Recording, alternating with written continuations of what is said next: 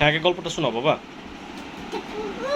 এলো না, হুম তারপরে বসাতে না, হুম তারপরে ওই বানরটা কি করেছে, হ্যাঁ তারপরে কুকুরটা, তারপরে বানরে ধরে কামড় দিয়েছে। হুম আগের গল্প, হ্যাঁ একটা কুকুর বসাতে না, হুম তারপরে ওই বানরটা আসতে না, হুম ভাগ্নে হুম